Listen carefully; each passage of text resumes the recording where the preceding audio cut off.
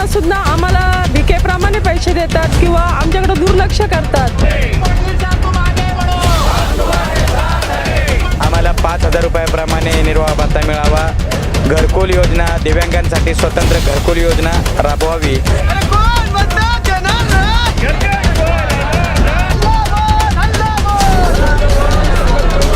की आमच्या सर्व दिव्यांग बांधवांचे जे पाल्य मुलं आहेत शिक्षणासाठी त्यांना मोफत शिक्षण द्यावे।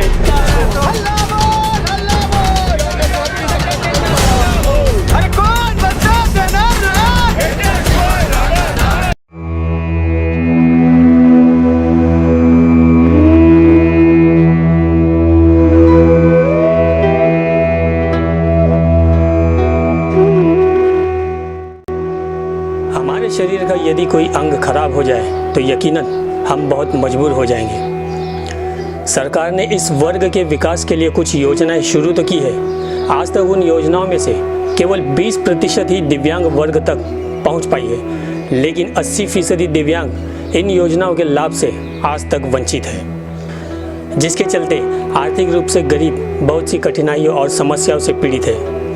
पर्याप्त भोजन, चिकित्सा सुविधा, दवाओं के अभाव में जिंदगी बद से बदतर होती जा रही है। आज समाज में विकलांग लोग जिन परिस्थितियों में जी रहे हैं वह एक चमत्कार ही है। इसीलिए सरकार ने विकलांग व्यक्ति को दिव्यांग नाम दिया है। कुछ लोग और संस्थाएं केवल अपनी प्रसिद्धि के लिए मदद करते हैं। ऐसी मदद से विकलांग स्थायी रूप से विकसित नहीं होंगे। ये समझने वाली बात है कि हम कितने दयनीय हैं यदि अमीर लोगों और संगठनों के मन में विकलांगों के लिए कोई दया, सम्मान या प्रेम नहीं है तो इसका कोई मतलब भी नहीं है। जब वे इसे दिखाने की बहुत कोशिश करते हैं तो विकलांगों की पहचान रौंद दी जाती है और वे भिखारी के रूप में हमें जीवन व्यतीत करते हुए नजर आते हैं। इसके बारे में कोई नहीं सोचता।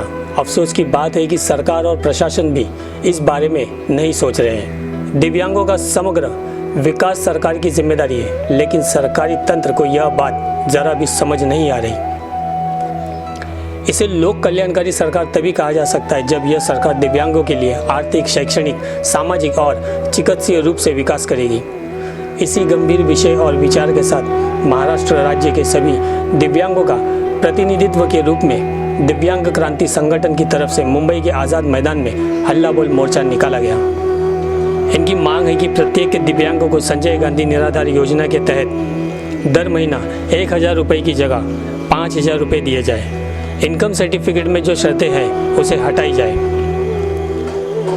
प्रत्येक दिव्यांग परिवार को अंत्योदय योजना के तहत पीला राशन कार्ड दिया जाए।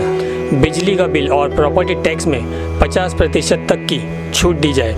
दिव्यांग व्यक्ति को स्वतंत्र घरकुल योजना का लाभ मिले, जिसमें लगभग 3 लाख रुपए की तरतूद की जाए। इसी तरह कुल मिलाकर 20 मांग संगठन द्वारा की गई है, जो कि गंभीर और विचार करने जैसी मांग है। आज़ाद मैदान से सतीश कदम के साथ सैयद असलम, गली मीडिया, मुंबई।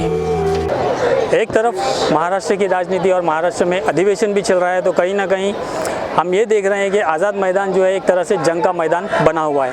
सभी लोग अपनी अपनी मांगों के साथ है, तो कोई कॉन्ट्रैक्ट बेस वाले हैं, तो कोई जो जूनी पेंशन योजना है उसको लागू करने की बात की जा रही है, तो कहीं पे स्कूल के मामले में लोग देखा गया, यहाँ पे लोग आंदोलन पे बैठे। तो यहाँ पर आपको मैं बताना चाहूँगा, आपको हैरानी होगी कि यहाँ पर दिव्यांग लोगों का एक जत्था यहाँ पर आया हुआ है। वे भी अपनी मांगों के लिए यहाँ पर बैठे हुए हैं। तो क्या मांगे उनकी और किस लिए वो लोग आए और कहाँ से आए, ये जानने की कोशिश करेंगे। सर, सबसे पहले तो आप लोग कहाँ से आए? हम पूरा महाराष्ट्र से प्रातिनिधिक स्वरूप पर आया है। आप लोग की मांग क्या है? हमें हमारा लोग मांग ऐसा है, मांगे तो बहुत है, एक मांग नहीं है, क्योंकि जो पहिला म्हणजे जो सरकार आम्हाला हे देते, निधी देतो की बाबा सध्या संजय गांधी निराधार योजना अंतर्गत जो निधी दिला जातो तो 1,000 रुपये अपंगाला दिला जातो, दिव्यांगाला दिला जातो। अपंगाला सरकारने दिव्यांग नाव दिले, त्याचा काही फरक नाही पडला आणि त्या 1,000 रुपयामध्ये तो आमचा दिव्यांग कसा जगू शकेल हा प्रश्न आम्हाला सरकारला विचारायचा आहे। आमची अशी मागणी आहे की दिव्यांगाला, प्रत्येक दिव्यांगाला कुठलीही अट न घेता तुम्ही प्रत्येक दिव्यांगाला दरमहा किमान 5,000 तरी निर्वाह भत्ता द्या आणि त्या 5,000 रुपयात आमचा दिव्यांग आनंदात राहील, स्वखुशीने राहील, म्हणून 5,000 रुपये निर्वाह भत्ता मिळाला पाहिजे. क्योंकि सर यहाँ पे अभी ज़्यादातर आंदोलन जितने भी है वो बेमुद्दत है, तो आप लोग भी बेमुद्दत हड़ताल पे बैठे? नहीं, हमारा इतना ताकत नहीं है या हमारे पास पैसा नहीं है. ये लोग पूरा महाराष्ट्र से आए, रायगढ़ से आए, दुर्गम भाग से आए, तो इतना ताकत नहीं है. लेकिन आज सरकार ने हमारा सुना नहीं, तो एक दिन ऐसा आएगा कि ये पूरा आज़ाद मैदान में एक हिस्सा तो हम व्यापेंगे. यानी एक तरह से आप यहाँ पर सरकार को एक चेतावनी के रूप में ये मोर्चा निकाला गया, ये समझ में आ रहा है. तो जैसे कि अभी ये जितने भी लोग हैं, तो क्या ये किसी तरीके का, जैसे भी प्रशासकीय विभागों में हम देखते हैं तो एक आरक्षण के तौर पे एक सीट खाली रखी गई है दिव्यांगों के लिए स्पेशली, उनमें से कोई है या फिर सभी लोग घर पे ही रहते हैं? सभी लोग घर पे है. एक कोई बेरोजगार है, तो इनकी आजीविका कैसे चलती है? ये ऐसे ही अभी सरकार देगा, ये खाएंगे. आप कह रहे हैं हजार रुपए दे रहे हैं सरकार की तरफ से जो भत्ता मिल रहा है, तो उसमें गुजारा तो पॉसिबल है, मैं भी समझ रहा हूँ कि होना नहीं है. लेकिन अभी 5,000 आप जो बोल रहे हो, तो किस बिना पे बोल रहे हो? आपके उसके ऊपर बेसिक स्ट्रक्चर क्या होगा आपका?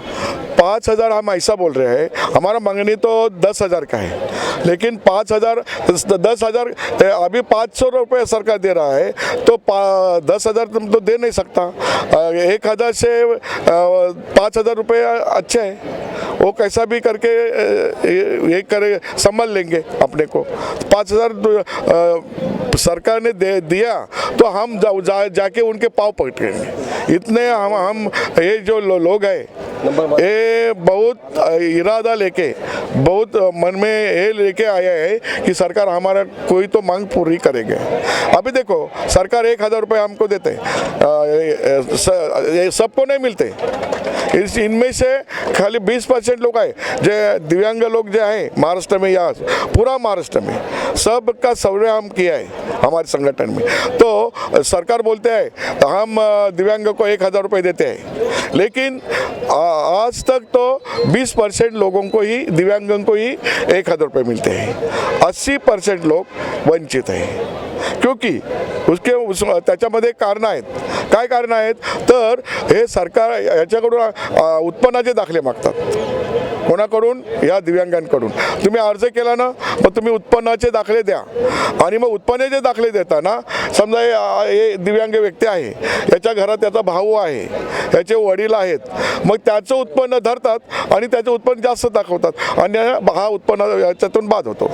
ये समझना बेहद जरूरी, क्योंकि इनकम सर्टिफिकेट राशन कार्ड के आधार पे दिखाया जाता है कि इतनी इसकी इनकम है, तो उसी के तहत वो भी माना जाता है कि मतलब ये इसकी दिन की या सालाना इसकी इतनी कमाई हो रही, तो मतलब आप लोगों को उससे इफेक्ट हो जाता है. जबकि आप बेरोजगारी में हैं, लेकिन भाई के नाते या किसी रिश्तेदार का अगर उसमें आ जाता है इनकम सर्टिफिकेट में, तो उसका डेटा आप लोगों पे लागू किया जाता है. तो अभी एक चीज़ अभी हम देख रहे हैं कि यहाँ पर जूनी पेंशन योजना को लेकर के मोर्चे निकले हुए और विधानसभा में उसकी बात भी हो रही है.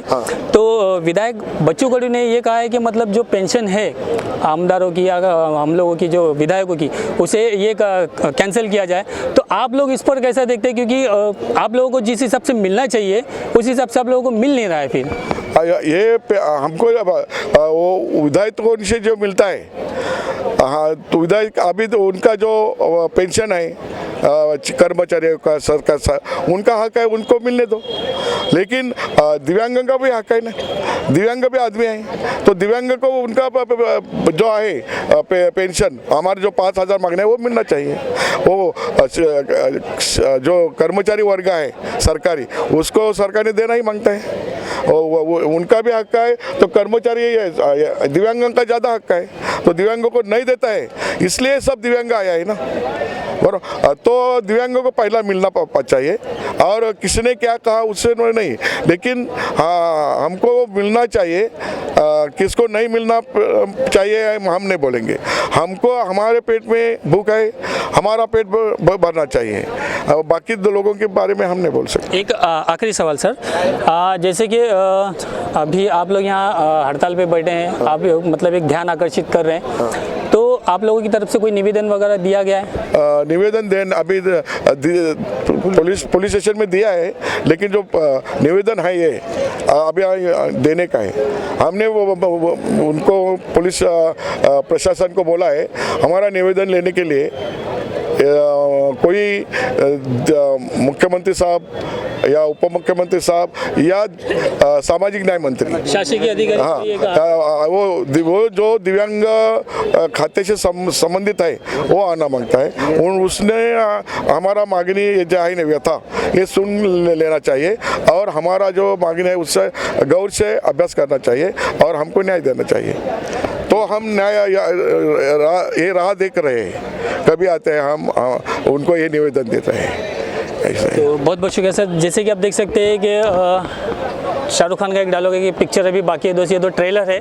फिलहाल जिस तरीके से हम देख रहे हैं कि आज़ाद मैदान पूरा जंग का मैदान बना हुआ है, तो कहीं ना कहीं ये एक मुख्य खबर हमें देखने को मिल रही है कि जो दिव्यांग जो हम जिन्हें कहते हैं, जो वो लोग भी यहाँ पर आए हुए हैं। तो यानी हमारा महाराष्ट्र या हमारा देश किस ओर जा रहा है और किस दिशा में जा रहा है ये भी समझना हमें बेहद ज़रूरी है। एक और अडानी जैसे, मोदी जैसे लाखों करोड़ों रुपए लेके भाग जाते हैं, लेकिन यहाँ 1000 रुपये सोचने वाली बात है कि महीने में किस तरीके से गुजारा भत्ता होगा।